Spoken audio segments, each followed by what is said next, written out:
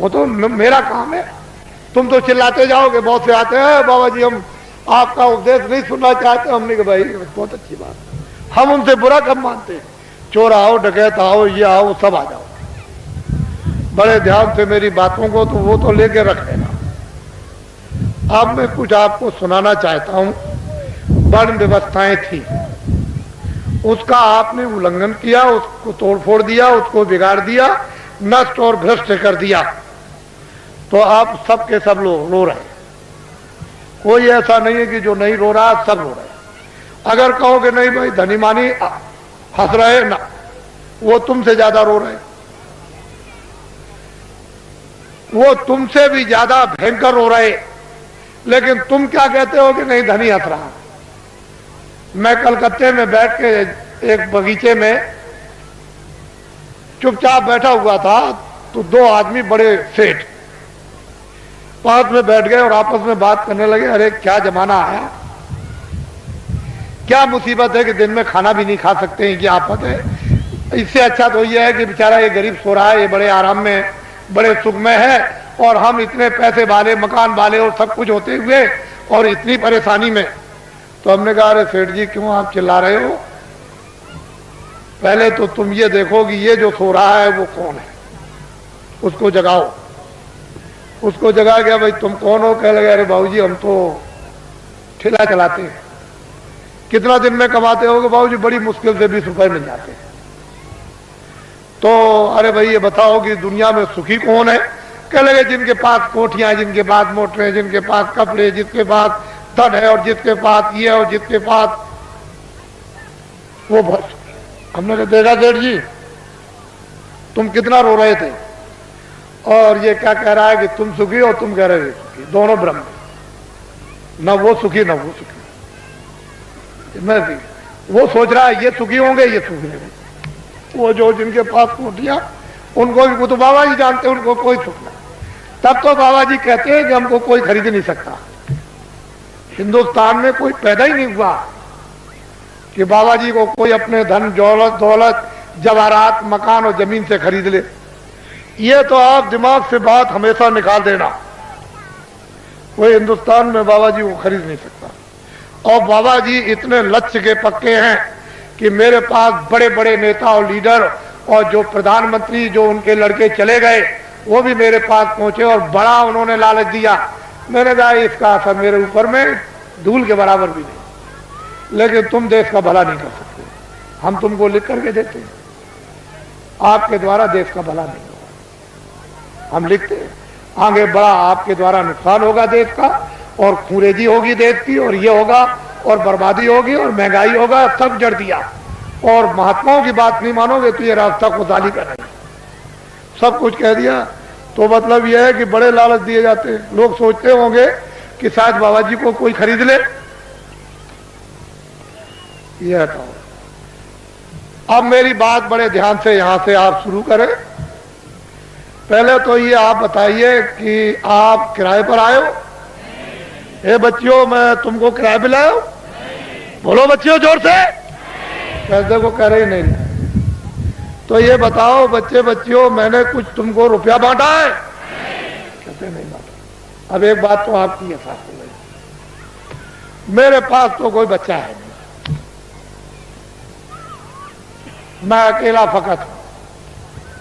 अगर तुम्हारी दृष्टि से देखा जाए तो मेरे पास कोई बच्चा।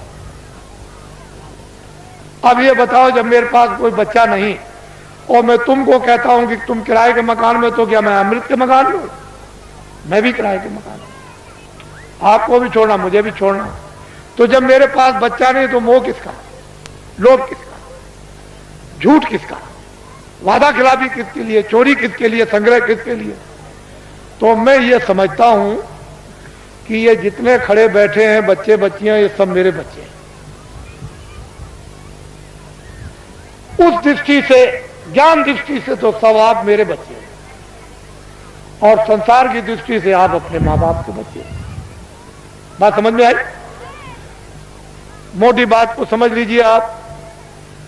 बाबा जी को तो कोई राष्ट्रपति और प्रधानमंत्री बनना नहीं है, न इसकी कोई ख्वाहिश है। अब समझ लो अच्छी तरह से आप। कहीं आप सोचने लगो कि नहीं बाबा जी को कोई ख्वाहिश हो, अरे हमको राष्ट्रपति की और प्रधानमंत्री की भाई, हमारे पास तो जनता, इतनी जनता रहती है, और क्या है? जो झूठ बोला जाता, धोखा दिया जाता, बेईमानी की जाती, चोरी की जाती है, लोगों को सताया जाता, लोगों का धन इकट्ठा किया जाता, वो तो सब ये सब ये। तो ये भी आपको पता चल गया कि बाबा जी न प्रधानमंत्री बनते, न बनेंगे, न ख्वाहिश है, न इच्छा, न राशि। अब ये बातें बिल्कुल आपके सामने साफ हो गई। अब दूसरी बात तो अब कुछ नहीं। अब ये उत्तर प्रदेश में जो ये कहा गया है, अखबारों और रेडियो पर बड़ा जोरदार भाषण जो सीधा दिया गया है, तो लोगों ने सोचा होगा कि अरे भाई बहुत अच्छा है, देश में बड़ी तकलीफ, सूखा और अकाल की आ गई, और बड़े लोग जो हमारे नेता और लीडर है बड़ा ध्यान रखते हैं, बड़ा ख्याल। असल में जब सत्याग्रह चल रहा था तो इन्हीं नेताओं और लीडरों को लोग क्या कहते थे? देवता है, देवता।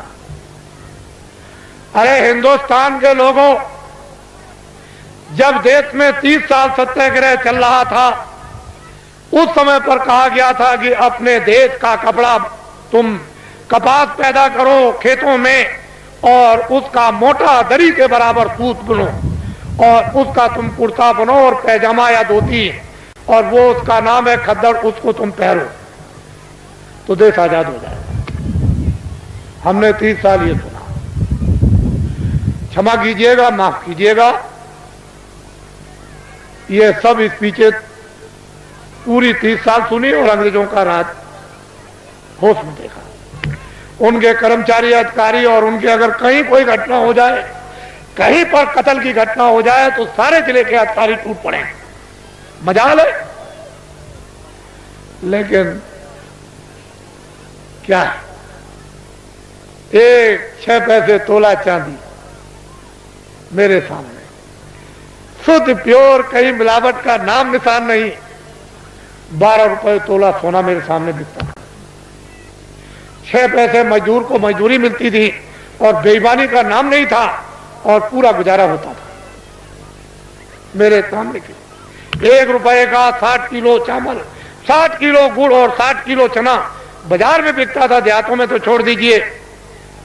और सब लोग, ये इनकी व्यवस्थाएं बनाई हुई थी कि 1 इंच की भी जमीन किसी के पास नहीं है तो बड़ा ही तुम चले आओ खेत में, 1 बोझा बांध लो, लोहार बांध लो, धोबी बांध लो, ब्राह्मण बांध लो, जिसके पास जमीन नहीं खेत में आ जाओ 1 गट्ठा बांध के।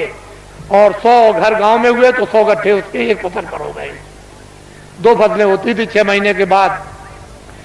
100 गट्ठे धोबी, 100 गट्ठे बड़ई, 100 गट्ठे नाई, 100 गट्ठे ब्राह्मण, ये बांधते थे। और उस वक्त में 1 गट्ठा वो तो 200 गट्ठे हो गए एक के पास। क्या जरूरत है उसको खेती जोतने की और खेती रखने की? उसका तो पूरा। और ये हमारे छत्री और ब्राह्मण चुपचाप बच्चों को भेज दें, चले जाओ नाई के पास अनाज है, बड़ई के पास रखा हुआ, धीरे से सफाई पर ले आओ।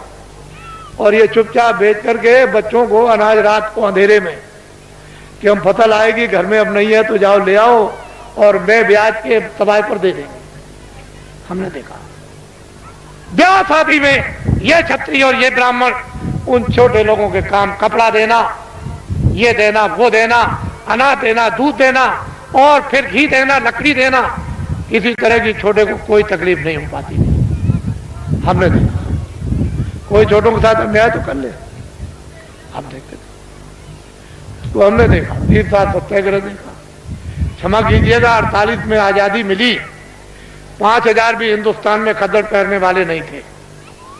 समूचे हिंदुस्तान में पाकिस्तान को भी मिला दिया जाए, उसमें भी, और लंका को भी मिला दिया जाए, तो 5000 हिंदुस्तान में खद्दड़ पहनने वाले नहीं थे।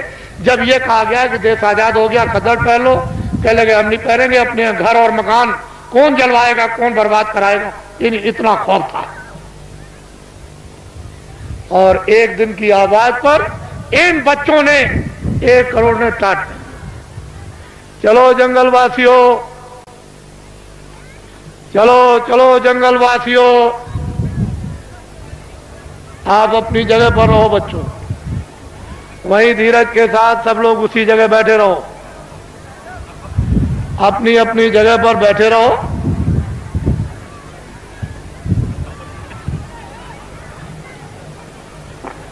सब लोग बैठे रहो और अपनी आंखों से काम लो, कानों से काम लो, बुद्धि से काम लो। जल्दी चलो जंगलवासियों, एक दफे सबके सब भगवान को के नाम को बोलो जोर से, जय गुरुदेव। बैठी रहो बच्चियों, बच्चियों बैठ जाओ, सबके सब बैठी रहो, वहीं बैठी रहो, घबराओ मत। एक ही साधे सब सधे। एक दिन की आवाज पर 1 करोड़ लोगों ने, इन बच्चों ने बोरा पहन लिया। इस देश के अंदर 1 करोड़ बच्चे बोरा पहने हुए हैं। कौन हिंदुस्तान में नेता और लीडर पैदा हुआ जो एक दिन की आवाज पर करोड़ों बच्चों को ये टाट, ये बोरा, ये जूट पहरा दे? इनको देखो आप, पहले इतनों को देख लो, अभी तो आप आगे बहुत कुछ देखना है। इनको देखो, ये आपके सामने आ रहे हैं, बदन पर बोरा तो नहीं पहरे। मर्यादा के लिए एक लंगोटी तो जरूर है, लेकिन इनको देखो आप। जल्दी चलो बच्चों, जल्दी से इनको देखिए आप। हमको ये दिखाना है आपको कि एक दिन की आवाज पर इस देश के लिए, देश के काम के लिए, देश की सुरक्षा के लिए, देश के न्याय के लिए, देश की व्यवस्था के लिए, काश्तकारों के लिए, कर्मचारी अधिकारियों के लिए, मजदूरों के लिए और छात्रों के लिए, सेठ और साहूकारों के लिए अगर 1 करोड़ बच्चे एक दिन की आवाज पर ये टाट पहन ले तो ये कोई साधारण और आसान काम नहीं है। तुमने इतनी बड़ी बड़ी ताकत लगा दी और 5000 को भी तुमने खतर और टोपी पैजामा धोती नहीं पहरा पाया, और 1 करोड़ बच्चे टाट पहरे देश में घूम रहे हैं। पहले तो लोगों ने सोचा था कि बाबा जी मजाक कर रहे होंगे। बाबा जी कोई किसी के साथ मजाक नहीं करते। इनको देखो अपनी आंखों से, बच्चे और बच्चियों बैठे रहो, वहीं से सब कुछ दिखाई देगा। क्यों घबराते हो? सब दृश्य दिखाई देगा, पूरा का पूरा। है तो रात अंधेरे में तो हो नहीं रहा, ये तो आपकी आंखों के सामने रोशनी में हो रहा। बड़े ध्यान से आप इनको देखें और हमारी बातों को चुपचाप शांति से सुने। कोई बोलेगा नहीं बैठाने वाला। अपनी अपनी आवाज को बंद रखो। इनको देख लीजिए आप, फिर इस बात को बड़े ध्यान से सुने कि दिल्ली की लोकसभा में 1 साल का खर्चा जो एमपी जो दिल्ली में उस पार्लियामेंट लोकसभा में बैठते हैं, साल भर का लोकसभा का केवल खर्चा 35 अरब का। कितने अरब का? जोर से बोलो। 35 अरब का। इस भारत की आबादी यानी भारत की जनसंख्या 2 अरब की। कितने अरब की? जोर से बोलो, कितने अरब की?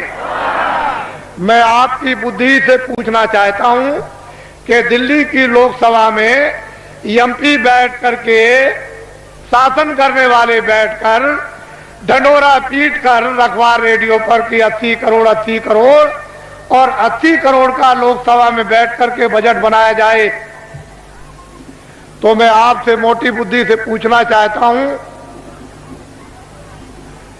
2 अरब की आबादी को पूरा पड़ जाएगा? और रेडियो पर आपने जो ढंडोरा पीट रखा है और जो नसबंदी और गर्भपात आपने जो कुछ भी करवाया और 4-4, 5-5 महीने के बच्चों को जो आपने गिरवा दिया, क्या ये हत्या नहीं है? ये अपराध नहीं है?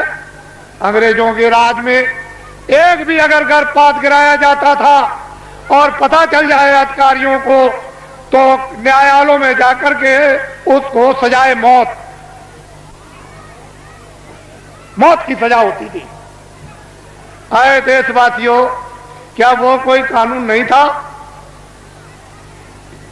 इतने आपने गर्भपात गिराए, इतनी नसबंदी कर्मचारी अधिकारियों की आपने इमरजेंसी में इनको पकड़कर सेठ साहूकारों को, इन देवियों को और बच्चों को पकड़कर आपने इतना बड़ा, आपने जनसंख्या की कमी के लिए आपने जो काम किया, और इस समय पर 2 अरब की आबादी है। बोलिए आप फेल हो गए कि नहीं? बोलिए फेल हुए कि नहीं? हमने भी मेरठ देखा था 50 साल पहले, हमने भी दिल्ली 50 साल पहले देखी थी। एक मामूली सी दिल्ली थी, वो चांदनी चौक के इर्द गिर्द ही आबादी थी और बाकी दिल्ली में कुछ नहीं था। हमने अपने आंखों से देखा था। आज उस दिल्ली को देखिए तो एक जो दिल्ली से 30-40 किलो की मील की दूरी पर गांव भी होगा, वो भी शहर बस गया। हमने देखा था। आपने सबसे पहले आपने प्रजातंत्र में ये शासन करने वालों ने अपराध किया है कि इस जनता प्रजातंत्र जनता के सामने आपने जनता की चोरी की, और ये अभी तक आपने नहीं बताया कि भारत की आबादी इतनी है। बोलिए अपराध है कि नहीं? बोलिए है अपराध।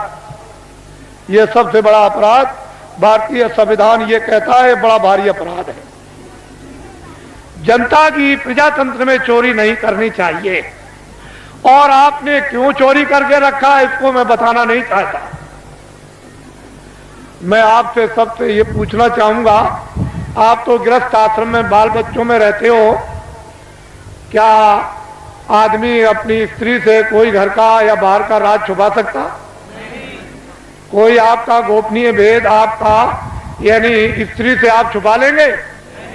तो जब घर का और बाहर का कोई भेद स्त्री से नहीं छुप सकता है, तो क्या कोई फरिश्ते ऊपर से उतर आए?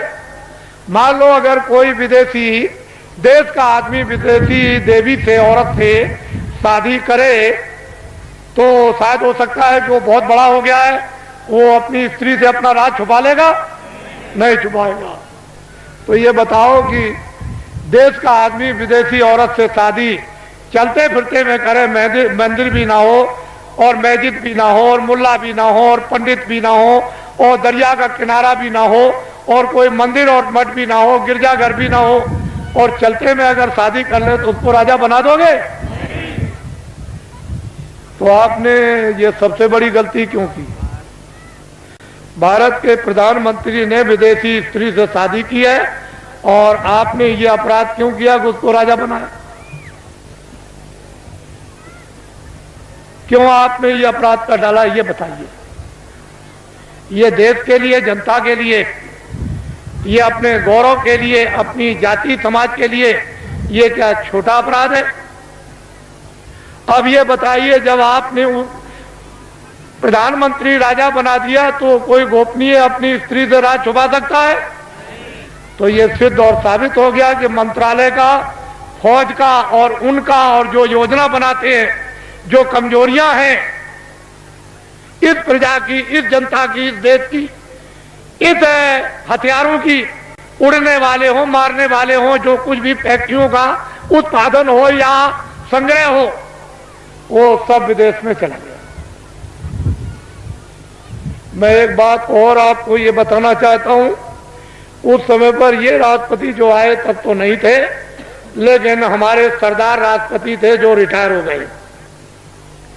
उस समय पर यानी भारत की टकसाल करेंसी विदेशों में छपने के लिए दे दी गई।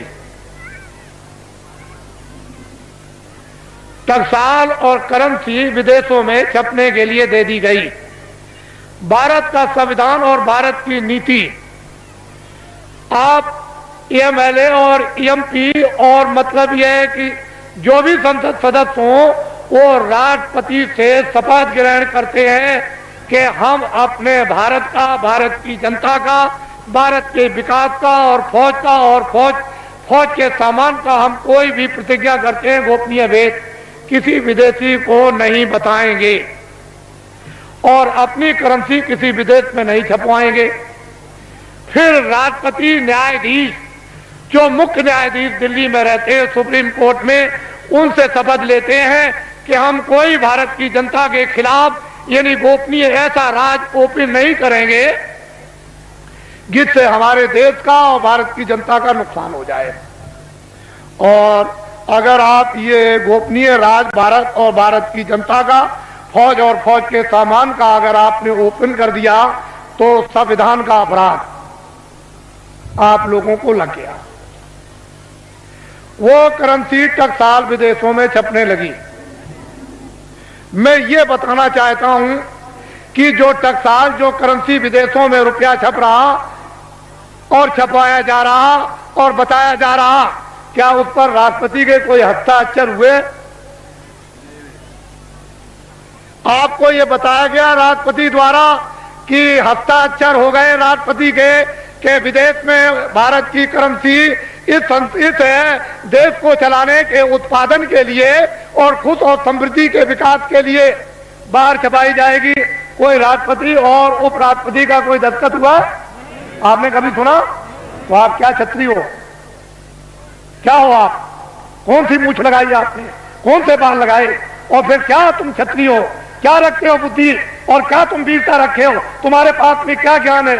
ये तो भारतीय संविधान कहता है इतना बड़ा राज इस भारत की जनता के साथ, विकास के साथ और देश के कानून के साथ ये पूरा जो इतना खिलवाड़ किया गया, ये क्षमा योग नहीं है। मैं कुछ नहीं कहना चाहता। आपकी तकलीफ जो इस मंच पर पटकते हो, दर्दों को, उसकी वजह से मुझको ये सब आपके सामने आना पड़ा। और मैंने तो अभी कुछ नहीं कहा, इसमें क्या मसाला भरा हुआ आपको तो कुछ मालूम नहीं है। ये तो मैं आपको बताना चाहता हूं। वो संसद सदस्य जिनको आपने चुन करके विधानसभाओं में और लोकसभा में भेजा, उन्होंने इस पर आलोचना क्यों नहीं की? वो तो ज्ञानी थे, वो तो तुम्हारे भेजे हुए थे, तुम्हारे नुमाइंदे थे कि तुम्हारी तरफ से, तुम्हारे देश की तरफ से, तुम्हारे कानून की तरफ से, तुम्हारे उत्पादन की तरफ से, तुम्हारी खुशहाली की तरफ से बोलेंगे। तो वो संसद सदस्यों ने क्यों नहीं कहा? क्यों नहीं शोर मचाया?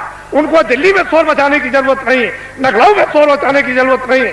वो लौट करके आते और जनता में शोर मचाते। सच्चा न्यायालय ये था, कहीं जाने की जरूरत नहीं, ना वो कहीं उधर जाना, आपको किसी गवर्नर के यहां जाना, ना आपको किसी कमिश्नर के यहां जाना, ना एसपी के यहां जाना, ना डीएम के यहां जाना, ना किसी दफ्तर में और न्यायालय में जाना। ये सच्चा न्यायालय तुम्हारा था, ये वोट का न्यायालय था।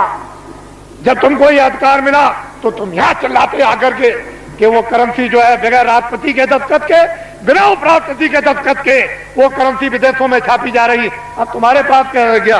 ये भी नहीं है, लगोटी भी उतर जाएगी, ये भी चली जाएगी हाथ से। और वो कत्लेआम होगा जो बाबा जी पहले तो सुनाते चले आए। सरेआम बाजार में कोई भी तुमको देखने वाला नहीं होगा। तुम्हारी बहु बेटियों को जब लोग खींच करके ले आएंगे और सड़कों पर डाल लेंगे, तब तुम कहोगे चलो बाबा जी के पास दौड़े। ये काम आएंगे आपसे, ये खड़े हुए ये काम आएंगे, यही आपके काम आएंगे। इसलो देश वीरों का देश है, क्षत्रियों का देश है, विद्वानों का देश है, ब्राह्मणों का देश है, सत्कर्मियों का देश है, त्यागियों का देश है। आप इसको अनाचारियों का देश बना डाला। इसलिए आप इससे कहो गांव-गांव में अब कुछ जरूरत नहीं है, ना आपको दिल्ली में किसी तरह के सत्याग्रह की, कोई आंदोलन की और फेरियों की जरूरत नहीं है, ना दफ्तरों में आप जाते हो। वहां ये बेचारे हमारे जो इंस्पेक्टर है यहाँ, ये कोई जा रहा दिल्ली, कोई लखनऊ जा रहा, क्यों जा रहा? क्यों वहां रैली निकलेगी, सत्याग्रह होगा।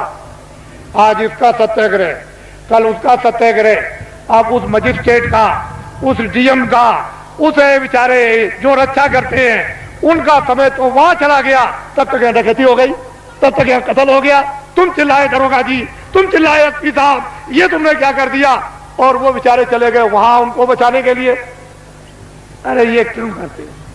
कहीं जाने की जरूरत अब नहीं। बात अब एक काम करो, लाओ इधर पकड़ाओ, एक ये काम करो, ये भूमि जोता खेतिहर काश्तकार संगठन की जो आधारशिला 10 सितंबर 1987 में रखी गई ग्राम देवलखा, तहसील केसरगंज, जिला बहराइच।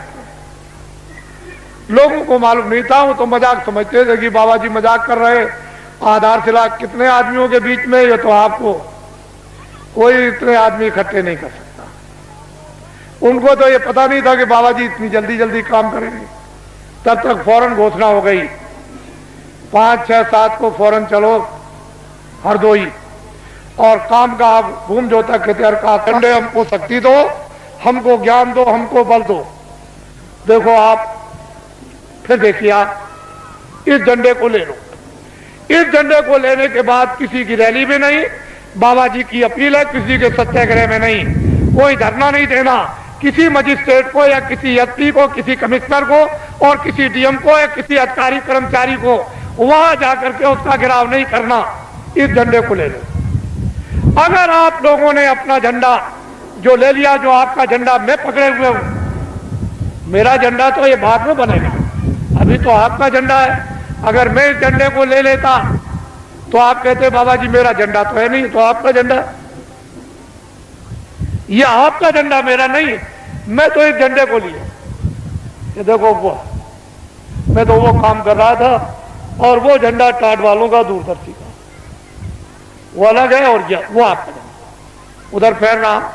इस झंडे को ले लो और ये ऐलान कर दो गांव गांव में कि भूम जोता खेतर काश्तकार ये अपना अपना झंडा लेकर और फौरन सभाएं करें और जल्दी से जल्दी, और देर करने की जरूरत नहीं है, वो अपनी अपनी तकलीफें गांव में सब बताएं इन टाट वालों को। जो भी आपको पर्चे मिल जाए प्रस्ताव के, उसमें ट्रैक्टर का कर्जा, ट्यूबवेल का कर्जा, नाली का कर्जा, कुएं का कर्जा, इंजन का कर्जा, मेड़ का कर्जा, भैंस का कर्जा, बैल का, घोड़े का, गधे का, बकरी का, सुअर का और हलों का और यंत्रों का और खाद और गैबर गोश्त का और खादों का और बीजों का, जितना भी कर्जा 40 सालों का सरकारी रदा तुम दे सकते हो कि नहीं दे सकते हो, वो झंडे लेकर के तुम बखात करो और अपनी चीज को पटको जल्दी से और ये कहो कि झंडे अब हम इस योग नहीं रह गए, हम में ये समर्थता नहीं रह गई, अब हमारा 40 सालों का सरकारी जितना भी कर्जा है वो मैं ब्याज के माफ हो जाना चाहिए। बस आप अपनी आवाज को बाहर निकालो, वो सुन रहा है, वो सब कुछ करेगा। तुम क्यों घबराते हो, लेकिन आवाज नहीं निकालोगे तो कुछ नहीं हो सकता है। और जब तुमने झंडे लिए और गांव गांव में प्रस्ताव पास हुए और कमेटियां इन भूम जोता खेतर काश्तकारों की जब स्थापित होने लगी और अध्यक्ष और उपाध्यक्ष जैसे ही गांव गांव में बनने लगे, अगर वो नेता लीडर जो सड़क छापते, जो रास्ते में पकड़कर फौरन उसी दिन पकड़ करके और फौरन कुर्ता टोपी पहनाकर और डिक्लेयर रेडियो अखबारों पर कर दिया, मोहर लगा दी कि ये नेता हमारी पार्टी का है, वो सड़क छापने पास उसको कह दिया, बस कह दिया कि इसको तुम अपना मतदान, अपना वोट हिंदू मुसलमान और सिख ईसाई दे दो। उस बेचारे को ये भी धोना नहीं आता था, ये पीछे से धोना भी, टट्टी पेशाब भी नहीं आती थी और सड़क छाप नेता बन गया, दिल्ली में एमएलए और एमपी बन गया। अधिकारियों तुम नहीं जानते हो, जो हम कहे उसको करना। अरे भाई कानून, अब कुछ नहीं, कानून को हम कुछ नहीं समझते, कानून रद्दी की टोकरी में डालो, जो हम कहते हैं वही कानून लीजिए, आपका भला क्या होगा। जब वो कहते हैं कि हम कहते हैं वो करो, कानून को रद्दी की टोकरी में डाल दो। ये सब अधिकारियों कर्मचारियों को पता है कि मेरे साथ जो सलूक किया जा रहा है, मैं बाबा जी सब जानते हैं। ये सड़क छाप नेता बन गए और ये सड़क छाप नेता जो सड़क पर बन करके फौरन उनको मोहर लगाकर और आपसे वो वोट दिलवा दिया। अगर आपने झंडा बाबा जी की अपील पर पकड़ लिया, ये नर नारी बच्चे और बच्चियों ने, ये सब के सब पार्टियों के लोग अपने अपने झंडों को ऐसे फेंक देंगे और सब तुम्हारे झंडे के नीचे आ जाएंगे। अगर ना आ जाए तो इस बाबा जी को बाबा जी आप मत बोलिए, फिर समस्या का समाधान होगा कि नहीं? अब ये बताइए आप। मैं ये चाहता हूं कि ये भारत जो दिल्ली जो सत्ता है, जिसको आप सत्ता कहते हो, हम तो चाहते हैं ये पकड़ लें और एक बार ये जो आपके सामने खड़े हैं ये आपको सत्ता दे दें। फिर इनसे हम क्या काम लेंगे तो शंकराचार्य जाने या राम जाने या मतलब यह है कि वो कृष्ण के वो ऋषि मुनि जाने, लेकिन एक बार इन आपको जब सत्ता दे दें तो फिर आप सत्ता लेकर के फिर से नव निर्माण कर दिया जाए नए ढंग से, और व्यवस्था आपके सुपुर्द कर दी जाए। फिर आप कोई भी गलती करे, कभी भी कान पकड़ के बाहर, अभी गलती करेगा तो निकाल सकते हो? बोलो, निकाल दोगे एमपी को? बोलो, किसी मिनिस्टर को निकाल दोगे? नहीं निकाल दोगे। तो तुम्हारा अधिकारी क्या रह गया? जिस आदमी को वोट देने का अधिकार, उसको पूरा पूरा राइट उसको निकालने का भी है, ये आपको मिलना चाहिए। ये नहीं मिलेगा आप कैसे? सामाजिक अधिकार ये सबको था कि समाज में न्याय के अधिकार सबको गांव गांव में थे, और सब बिना पैसे के न्याय गांव गांव में होते थे। वो अपने बच्चे को भी नहीं छोड़ते थे न्याय करने वाले, उनको भी सजा देते कि तूने गलती किया, 5 रुपए का प्रसाद ला करके वो बांट दे और माफी मांग, कान पकड़ के वो अपने बच्चों से भी माफी मंगवाते थे। तो आपके पास क्या कुछ नहीं। इसलिए गांव गांव में तो पहले भूमि जोतक खेती और काश्तकारों की सभाएं, फिर उसका अर्थ और मतलब, फिर उसके बाद उसका प्रस्ताव कामों का, उसके बाद है फिर उसका चुनाव। और जल्दी से जल्दी देर करने की जरूरत नहीं है, जल्दी करो। जितनी जल्दी तुम करोगे, अब तो वो रास्ता निकल आया, जितनी जल्दी करो उतनी काम आपका होगा। कुछ आप करो, कुछ मैं मेहनत करूं, और कुछ इसलिए मेहनत करा दूं और भगवान की कृपा हो जाए, जल्दी काम हो जाए। आपको तो चाहिए कर्मचारियों, अधिकारियों, सेठ और साहूकारों, सबके हितों, जनहितों के लिए ये बाबा जी ने पूर्ण रूप से योजना बना ली। हमको तो कुछ नहीं करना, हमको तो ये टाट की लंगोटी भी उतरवा के फेंकवा देना। और दिल्ली की जिस पार्लियामेंट में 35 अरब रुपया साल में खर्चा होता है, उस पार्लियामेंट को उठा करके और जंगल में फूस की पार्लियामेंट बनवा करके और साल में 10 ही करोड़ खर्चा हो।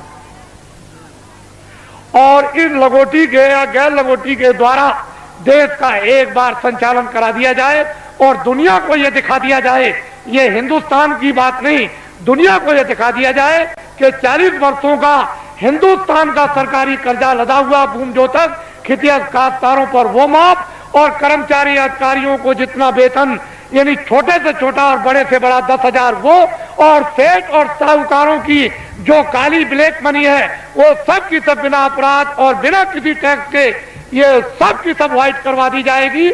और इस पर कोई किसी तरह का आपको लाइसेंस नहीं लेना है, सब लाइसेंस यानी फ्री कर दिए जाएंगे, और सबको छोटे बड़े कारखाना लगाने का इनको अधिकार दे दिया जाएगा कि तुम छोटा से छोटा, बड़े से बड़ा कारखाना लगा दो। आपको ये क्या मालूम, ये तो संकेत है, ये झंडा आपको पकड़ना है। इसलिए अब आप तैयारी करो कि आपने गलती की है, आपने अपराध किया है।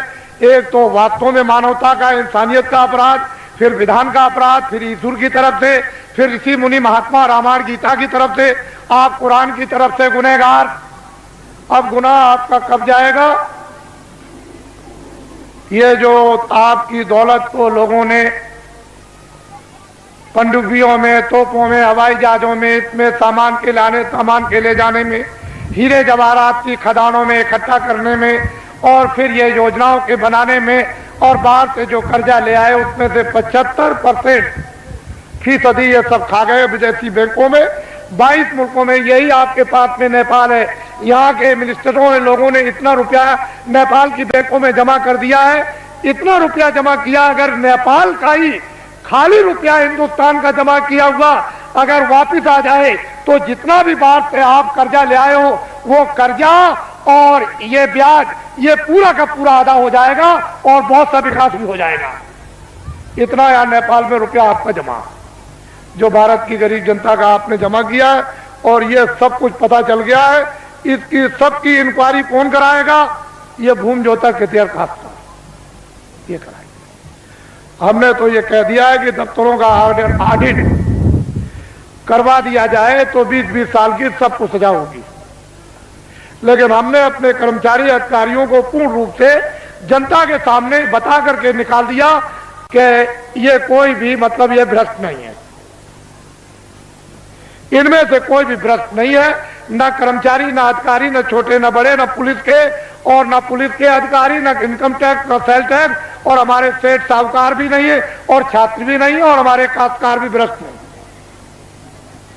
ये व्यवस्था भ्रष्ट है। इसलिए हमने अधिकारियों कर्मचारियों को निकाल दिया और जनता से अनुरोध किया है कि कभी भी ये मत सोचना कि अगर कभी तुम कहो कि ऑडिट कर दिया जाए तो देखें कौन, तो ये गुनहगार और ये अपराधी नहीं है, ये बिल्कुल आपके सामने छोड़ दिए गए।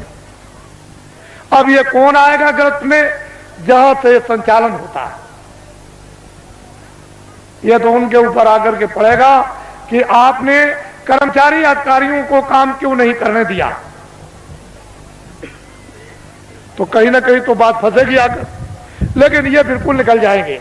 हमने पूरी जनता को बता दिया और बराबर बताते रहेंगे, हमारा कोई भी कर्मचारी अधिकारी भ्रष्ट नहीं है और कोई भी भारतीय संविधान में कानून में नहीं आता, क्योंकि अगर मंत्री गलती कराएंगे तो ये बेचारे रोजी रोटी अपनी कमाते हैं बाल बच्चों के लिए, इनका जरा भी दोष नहीं है, दोष उनका है जो करवा रहे हैं। बोलो है कि नहीं? करवाने वाले का दोष है, इनका कोई दोष नहीं। अगर इनके पास जमीन होती और जागीर होती तो इनसे कह देता कि नौकरी छोड़ दो, लेकिन अब जमीन और जागीर नहीं है तो मैं कह भी नहीं सकता, फिर नहीं कह सकता। इसलिए कोई दोषी नहीं है, आप इस पर गंभीरता से आप विचार करो। अब आइए एक आपको पहले एक कहानी सुना दे। एक राजा का राज था, राजा के राज में प्रजा बड़ी सुखी थी। अपनी जगह बैठे रहो बच्चों, राजा अभी बैठे रहो देर लगेगी, अभी बैठे रहो देर लगेगी। राजा के राज में प्रजा, अभी सब चीजें देखो, अभी देर है।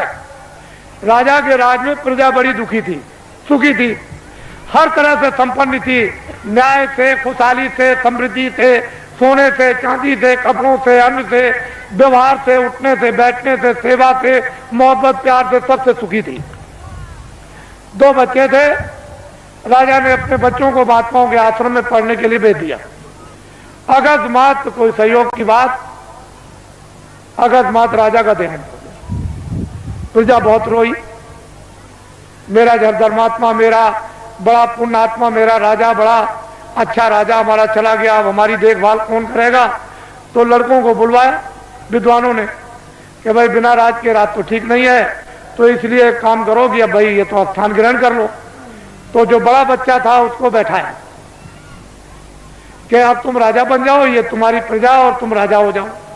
राज तिलक कर दिया, गद्दी पे बैठा दिया और सुना दिया प्रजा को, ये राजा हो गया और तुम्हारी अब देखभाल करेगा। उस बेचारे को अनुभव तो कुछ था नहीं पूरा, क्योंकि अब महात्माओं के आश्रम में जब गए थे तो पढ़ा तो नहीं। बस थोड़े दिनों के बाद प्रजा दुखी रहने लगी, प्रजा में गड़बड़ी होने लगी, प्रजा रोने और चिल्लाने लगी। राजा बहुत कुछ सोचे कि मैं क्या करूं, मैं बहुत उपाय करता हूं, लेकिन प्रजा को कोई सुख नहीं मिल रहा। तो होते होते प्रजा चिल्ला पड़ी, राजा खराब है, राजा खराब है, राजा खराब है। किसी ने कहा कि अरे भाई आपकी सारी प्रजा कह रही राजा खराब, एक महात्मा जी पहाड़िया पर रहते हैं, तो तुम चले जाओ और जाकर के उनसे प्रार्थना करो कि हमारे राज पर संकट आ गया, तो इस संकट को किसी तरह से कृपा करके दूर कर दीजिए।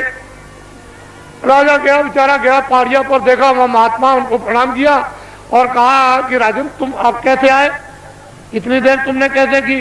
कह लगे महाराज मुझे तो मालूम था नहीं कि इस पहाड़िया पर कोई महात्मा रहते हैं कि तुम्हारे राज में, तुमको ये नहीं मालूम कि महात्मा रहते कि नहीं रहते, फिर तुम्हारा राज कैसा? चले महाराज बड़ा संकट आया है, कृपा कर दीजिए हमारा संकट प्रजा का चला जाए। और सारी प्रजा रो रही, तो उन्होंने कहा अच्छा एक काम करो, किताबों में लिखा हुआ है कि प्रजा पर, परिवार पर, शरीर पर कोई संकट अगर आ जाए, चाहे राजा हो, तो भगवान नाम का जाप करा ले तो ये तकलीफ दूर हो जाएगी। जाओ अपने राज में बड़े बड़े विद्वानों की खोज करो और खोज करके महल में बैठा करके भगवान नाम का जाप करा लो, तो तुम्हारा और प्रजा का संकट कम भी हो जाए, हो सकता दूर भी हो जाए। राजा उधर से आए, अधिकारियों को भेज दिया कि जाओ तुम चले जाओ विद्वानों की खोज करो।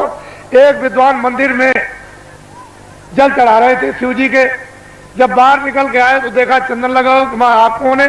कह लगे मैं तो ब्राह्मण हूँ। कह लगे बस आप ही की तो तलाश के लिए मैं आया था, और चलिए चलिए राजा ने आपको याद किया है, जल्दी चलिए आपको और कुछ नहीं करना, राज पर संकट आ गया, भगवान नाम का जाप कर दो, आपको दक्षिणा मिलेगी। जब वो गए तो सब सामग्री देकर के जाप करने के लिए बैठाया, तो ब्राह्मण बोले, कह लगे भाई ठहर तो जाओ, जरा हमको सोच लेने दो कि हम शंकर की का जाप करें कि राम का जाप करें कि कृष्ण का जाप करें कि देवी का जाप करें कि गंगा जमुना का। कुछ देर तक वो सोचते रहे, जब उनकी समझ में कुछ नहीं आया तो धीरे से वो बोलने लगे कि क्या जाप करूं क्या न करूं, कौन सा जाप करूं कौन सा न करूं, किस नाम का जाप करूं किस नाम का न करूं। धीरे धीरे बोलने लगे कि क्या जाप करूं क्या न करूं, क्या जाप करूं क्या न करूं, क्या जाप करूं क्या न करूं, क्या जाप करूं क्या न कर जाप। ये भगवान नाम का जाप होने लगा। तब तक किसी ने कहा राजन एक विद्वान को और बैठा दीजिए तो राज का संकट जल्दी दूर हो जाएगा। तो अधिकारियों को भेज दिया, एक ब्राह्मण को और पकड़ ले आए। कह लगे महाराज आपको दक्षिणा मिलेगी, आपको क्या करना, भगवान नाम का जाप करना, राज पर संकट आ गया वो दूर होना चाहिए। दूसरे ब्राह्मण आए, जब वो बैठ गए तो कहा महाराज अब जाप कीजिए। उनका भाई ठहर जाओ। उनसे जरा होशियार थे, उन्होंने सोचा कि भाई ये कितने दिनों से जाप कर रहे हैं, तो कई दिन उनको लग गए। ये किस नाम का जाप कर रहे हैं, तो वो धीरे धीरे कहते थे क्या जाप करूं क्या ना करूं, क्या जाप करूं क्या ना करूं।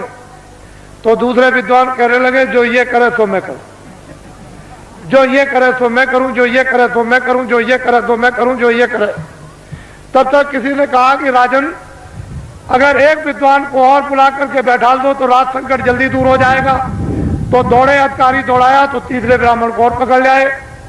वो दोनों से होशियार, उनसे कहा महाराज आपको अच्छी दक्षिणा मिलेगी, भगवान नाम का आप जाप कर दीजिए। तो जब बैठ गए तो उन्होंने कहा भाई ठहर जाओ, मुझे सोचने दो, विचारने करने दो, जाप करने के लिए तुम्हें आए। उन्होंने सोचा कि पहले वाले विद्वान क्या जाप कर रहे हैं। तो पहला कहता है कि क्या जाप करूं क्या ना करूं, दूसरा कहता है जो ये जाप करे सो मैं करूं, तो तीसरा कहता है कि धांधली कब तक चलेगी, ये धांधली कब तक चलेगी, ये धांधली कब तक चलेगी, ये धांधली कब तक चलेगी। तब तक किसी ने कहा राजन तुम्हारे राज का सब नाश हो जाएगा। अरे तीन विद्वान जाप के लिए नहीं बैठाए जाते हैं, ये त्रिदोष हो जाएगा तो राज में संपात हो जाएगा। चौथे विद्वान को जल्दी खोजो और उसको ले आओ, तब राज संकट जाएगा। तो दौड़ पड़े अधिकारी, चौथे को पकड़ ले। जब चौथे आए तो तीनों से चौथे होशियार। उन्होंने सोचा कि भाई पहले वाले तीन क्या कर रहे हैं। तो एक कहता है कि क्या जाप करूं क्या ना करूं, क्या जाप करूं क्या ना करूं। तो दूसरा कहता है जो ये करे सो मैं करूं, जो ये करे सो मैं करूं। तो तीसरा कहता है ये धांधली कब तक चलेगी, ये धांधली कब तक चलेगी। तो चौथा कहता है कि जब तक चलेगी जब तक सही, जब तक चलेगी जब तक सही, जब तक चलेगी जब तक सही, जब तक चलेगी जब तक। ये चारों जाप कर रहे हैं। एक कहता है कि क्या जाप करूं क्या ना करूं, दूसरा कहता है जो ये करे तो मैं करूं, तीसरा कहता है ये धांधली कब तक चलेगी, ये धांधली कब तक चलेगी। तो चौथा कहता है जब तक भारत की जनता नहीं जगेगी तब तक चलेगी, जब तक भारत की जनता नहीं जगेगी तब तक चलेगी, जब तक भारत की जनता नहीं जगेगी तब तक चलेगी, जब तक भूम जो तक खितिया का तार नहीं जगेंगे तब तक ये धांधली चलेगी। किसी ने आकर के कहा कि राजन बड़े बड़े विद्वान भगवान नाम का जाप कर रहे, उसको देखा जाए।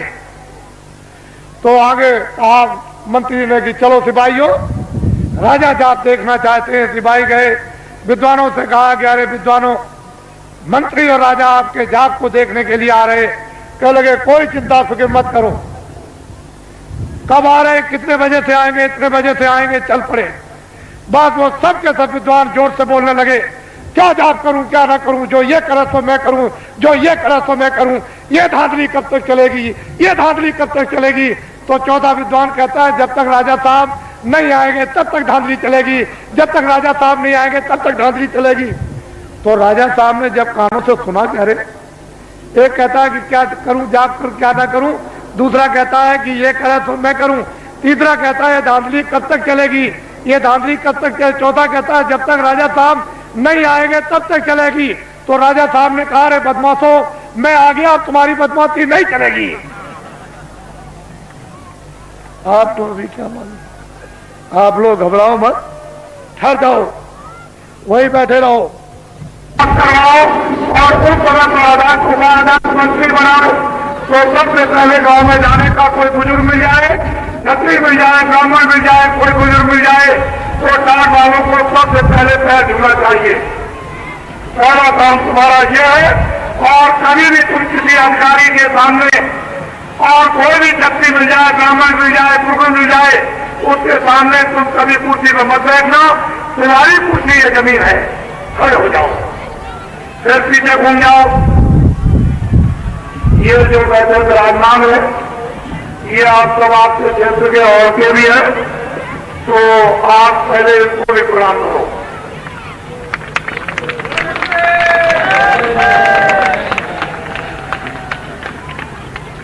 इनको देखिए आप, बाबा जी चाहते हैं कि जो व्यवस्थाएं, सब व्यवस्थाएं जो खत्म हो गई, ये बड़े बड़े लोग बैठे हैं सामने और पीछे, ये जमींदार थे, जागीरदार थे, ये कोई काम नहीं करते थे। इनका काम क्या था कि लोगों को न्याय देना, लोगों को न्याय दिलवाना, रक्षा करने और वक्त पर उनके काम आना।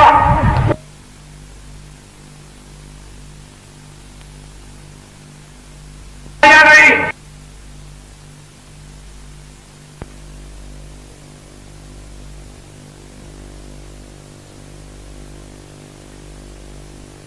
झोला लेकर पीछे पीछे जो राम ने वरदान दिया था, जब भगवान राम जा रहे थे सम्राट को, तो नर नारियों के साथ में विदा करने के लिए हिजर भी गए। भगवान राम ने कहा कि जाओ नर नारी, तुम अयोध्या लौट जाओ, हम जल्दी वापिस 14 वर्ष पूरे करने पर आ जाएंगे।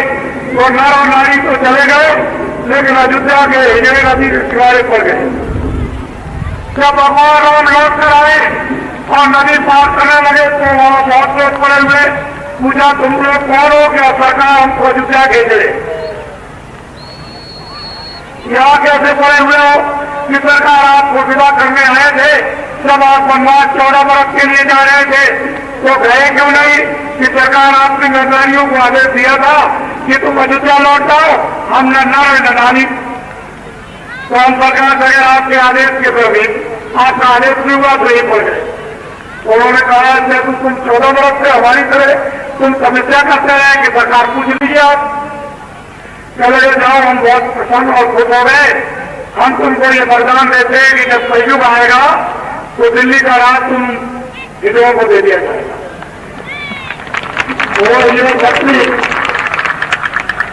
ये छत्रियों की आन और शान खत्म हो गए हैं। छत्रियों आए ब्राह्मणों, हम चाहते हैं कि तुम्हारा खून बिल्कुल शुद्ध और साफ हो जाए और खून में ताकत आ जाए और तुम्हारी मूछ से भी लग जाए, शेर की मूछ लग जाए।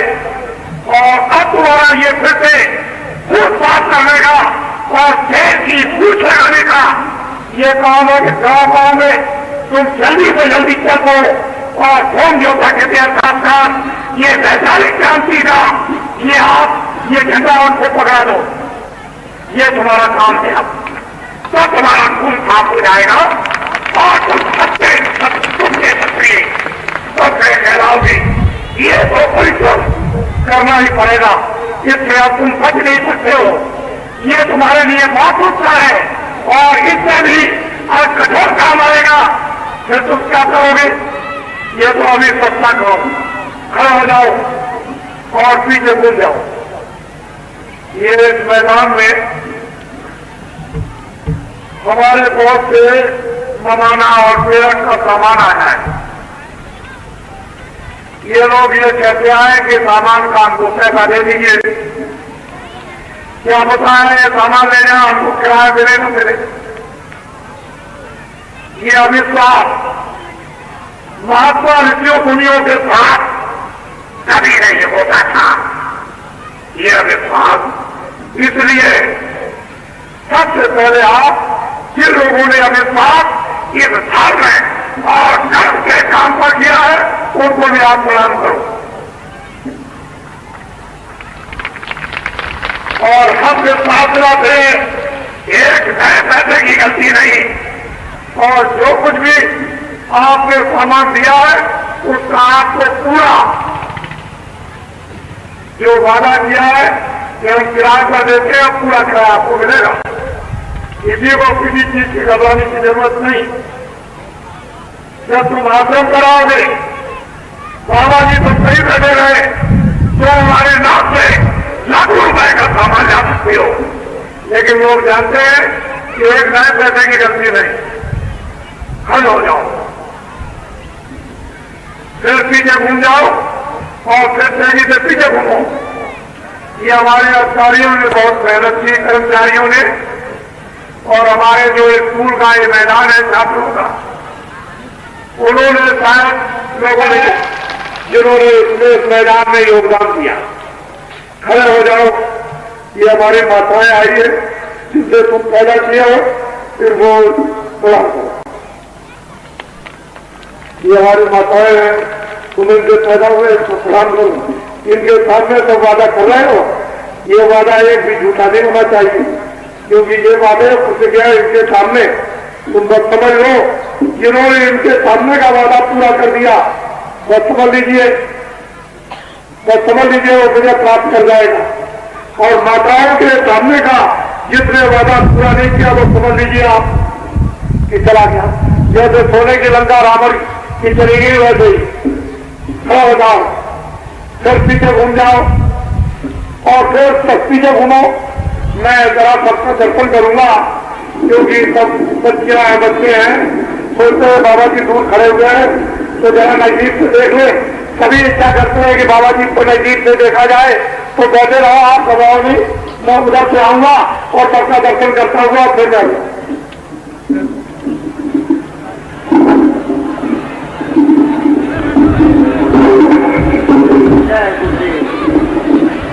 आपके दर्शन के लिए चल पड़े हैं बाबा जय गुरुदेव जी महाराज। हस्तिनापुर की ऐतिहासिक धरती पर हम सभी लोग उस प्रभु को याद कर रहे थे जिसने जुल्म और अत्याचार को खत्म करने के लिए महाभारत की जो रचना किया था। आज वो शक्ति उतर करके धरती पर होम जो क्षत्रिय काश्तकारों का जो समूह हिंदुस्तान की धरती पर 1.7 करोड़ है, उनके दर्द को दूर करने के लिए धरती पर उतर गई। और धरती पुत्रों का दर्शन करने के लिए धरती का वो निराला लाल, भारत के इतिहास का एक अनोखा अध्याय लिखने वाला महापुरुष आपके सामने, आपके दर्शन के लिए आप अपने स्थान पर बैठ करके दर्शन करें। अपने स्थान पर ही आप बैठे रहें। बाबा जय गुरुदेव जी महाराज अच दया करके आपका दर्शन कर रहे हैं और आप उनके दर्शन से जो लाभ उठा रहे हैं ये तो इतिहास और वक्त बतलाएगा। आपके आज होम ज्योता क्षत्रिय का संगठन के इस ऐतिहासिक सम्मेलन हस्तिनापुर में जो 29, 30 और 31 तारीख को संपन्न होने को था, आज उसका ये आखिरी और समापन दिवस है। समापन के अवसर पर दर्शन कर रहे लोगों, आप कितने ही भाग्यशाली हैं, इसकी सराहना देवतागढ़ भी नहीं कर सकते। आप सब अपने अपने स्थान पर बैठ करके ही दर्शन का लाभ लें, जिससे कि पीछे के लोग भी पूरी दर्शन की अभिलाषा से आए हुए हैं, उनकी भी अभिलाषा पूरी हो। बाबा जय गुरुदेव जी महाराज ने जो आप माताओं के सामने अपने भक्तों से जो प्रतिज्ञाएं कराई, देश के कर्मचारियों, अधिकारियों, देश साहूकार नौजवानों और देश के भूमि के क्षत्रिय काश्तकारों के संबंध में वो माताओं के सामने की हुई प्रतिज्ञाएं ये पूरा करेंगे।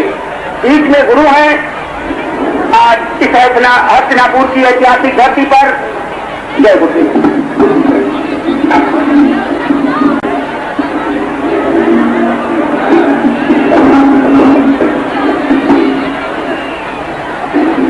आप सब लोग चुप रहो, बहुत ही ध्यान से सुनो।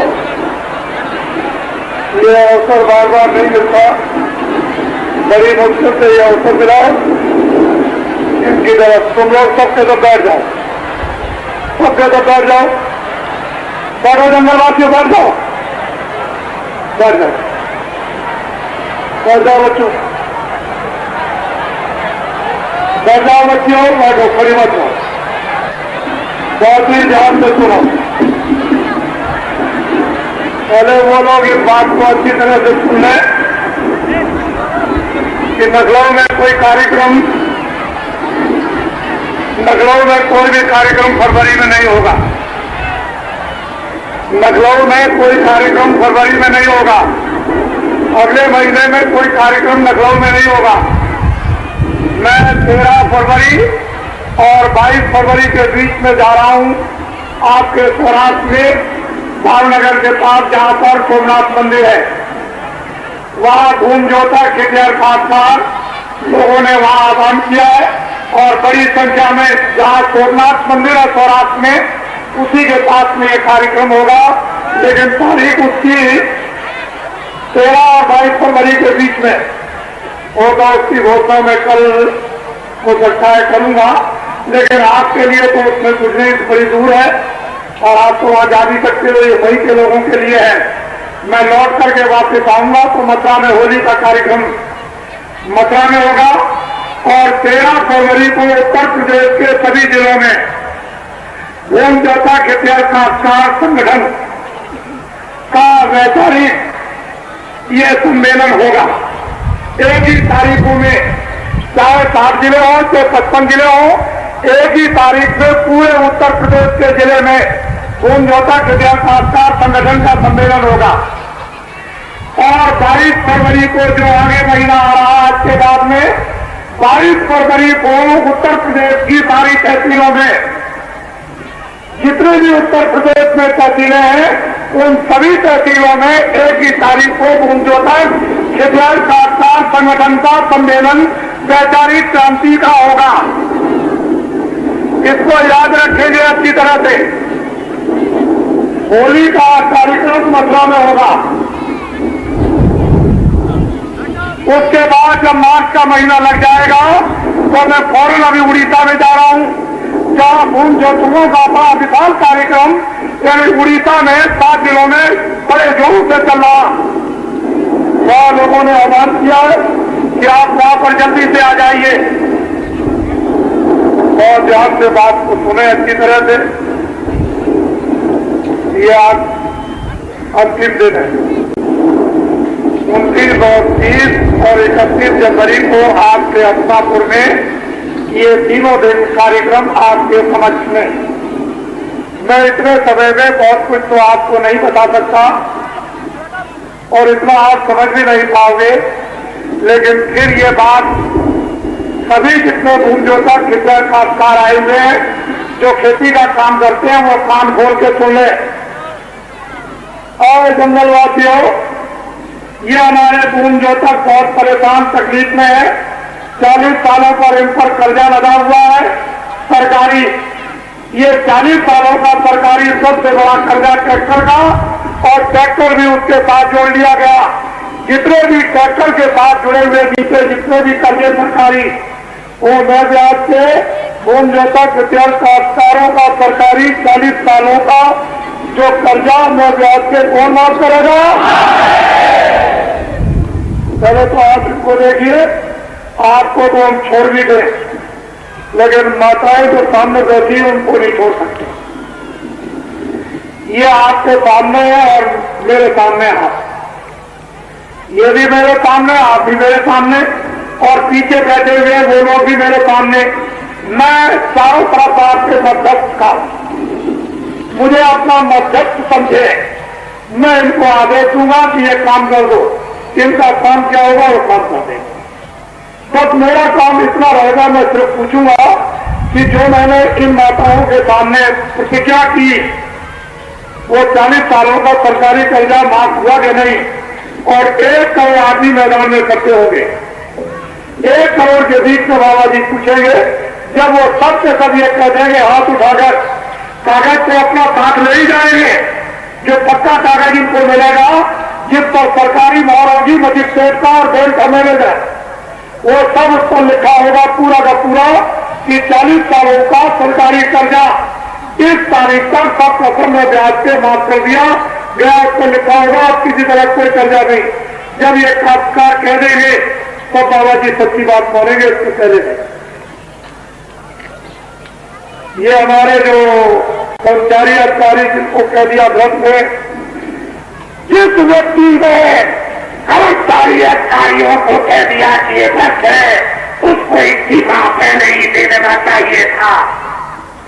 ऐसे लोगों को उसने कह दिया कि व्यर्थ है, और व्यर्थ कौन है? ये ऐसे ही लगे। हमारे देश का कोई कर्मचारी अधिकारी व्यर्थ नहीं है। ये जो दिल्ली में बैठ के शासन करते हैं संपूर्ण रूप से यही भ्रष्ट है, और इनकी दवा काम करेगा ये सामने बैठे हैं, ये दवा कर देंगे।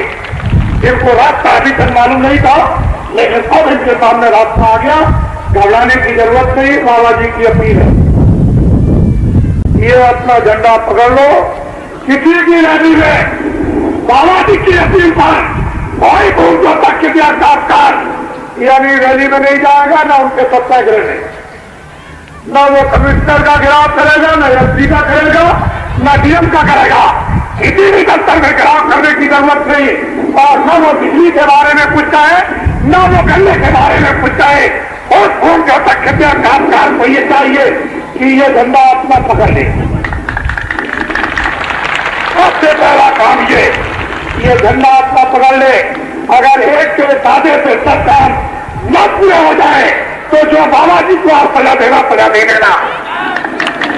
हम सजा तुम्हारी तरफ से बोलने के लिए तैयार है, लेकिन झंडा आपको ये जाल है देश के लोग कि उन्होंने अपना निजी झंडा पकड़ लिया, और किसी झंडे के नीचे बहकावे में लोग लालच में नहीं आएंगे।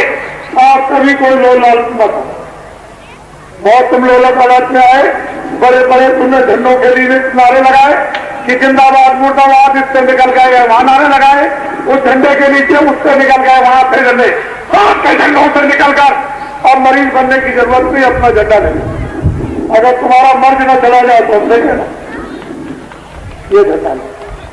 जंगलवासियों खड़े हो जाओ, पीछे घूम जाओ, उनको भी देखो। हमारे जहां बीच में बैठे दोनों तरफ, वो साथ वाले बैठे इधर घूमजो तक, ये किधर खासकार संगठन के, और फिर इधर घूम जाओ।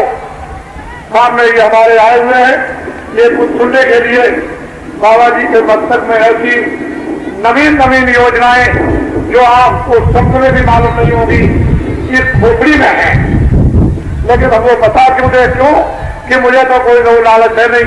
मैं इतना ही आपको बताना चाहता हूं कि जो लोग ये कहे कि भूमि जोता के खासकारों का सरकारी कर्जा 40 सालों का में ब्याज से माफ कर दिया जाएगा, अगर वो लोग आपको ये कहे कि बैंक सभी हिंदुस्तान से बंद हो जाएंगे, तो उनसे ये कह देना हिंदुस्तान का कोई बैंक बंद नहीं होगा, और रुपया रखने के लिए उन बैंकों में जगह नहीं रहेगी। उस रुपये को रखने के लिए नई बैंकें और खोलनी पड़ेगी। उनके लिए जवाब है, उनको कह देना बाबा जी को कुछ नहीं चाहिए, जो बाबा जी समझते नहीं तो आपकी। और ये बाबा कौन होगा? जितना विदेशों से कर्जा आया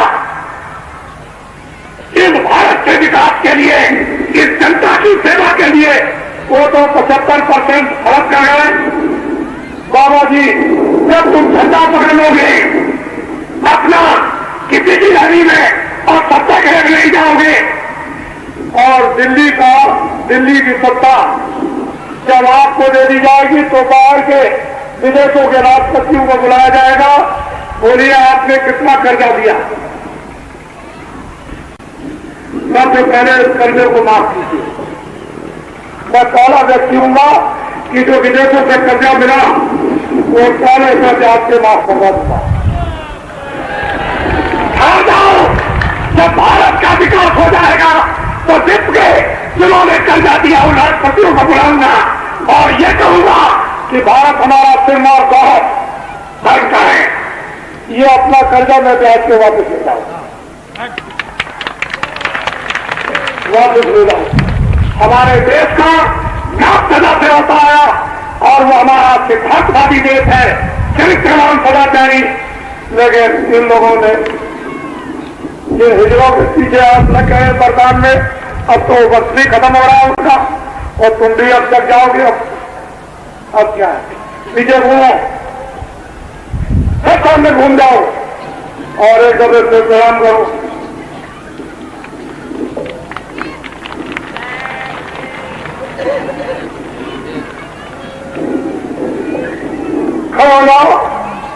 और हमारी तरफ देखो।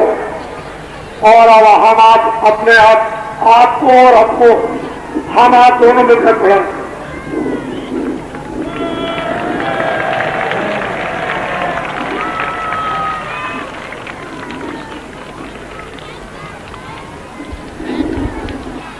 बोलो, आपकी समझ में कुछ आया? बच्चों, आपकी समझ में कुछ आया? तो बच्चों, आप थोड़ा सा भजन भी कर लेना। रोटी बच्चों की सेवा, जब रात को सोने जाओ 5 मिनट 10 मिनट तुम लेट के भजन भी कर लेना। तुम्हारा भजन साथी हो जाएगा जब जाने लगोगे। और इधर तुम्हारे लिए हम मेहनत कर ही रहे हैं। ये सब चीजें तुम्हारी समझ में आ रही। और धीरे से आप 7:30 बजे आपको और ऊंची बात सुनाएंगे। आपको आज 7:30 बजे, आज अंतिम दिन है, 7:30 बजे और ऊंची चीज सुनाई जाएगी। खड़े हो जाओ जंगलवासियों और उधर को घूम जाओ सूरज की तरफ। चलो सीधे चलो, चलो आने को जंगलवासियों।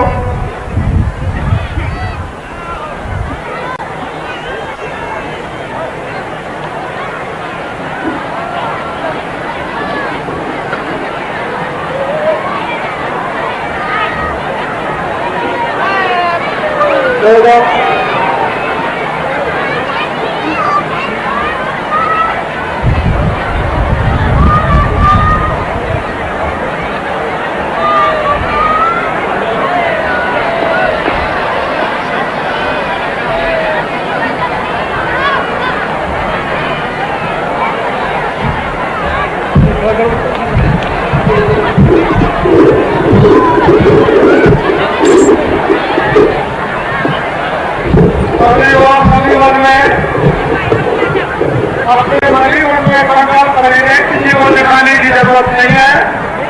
गांव गांव में आप ये घटे पढ़ाने का आपका में होगा और रानी इसको देखेंगे। ये फिर देखेंगे कि आपने क्या काम किया, कितनी आपने मेहनत की। ये बाबा जी फिर देखेंगे। बाबा जी ऐसे नहीं है कि आपको छोड़ करके इतनी जल्दी चले जाएंगे। ऐसा नहीं, जब एक बार पकड़ लेते हैं तो छोड़ना नहीं जानते। बोलो जय गुरुदेव, जय गुरुदेव, जय गुरुदेव।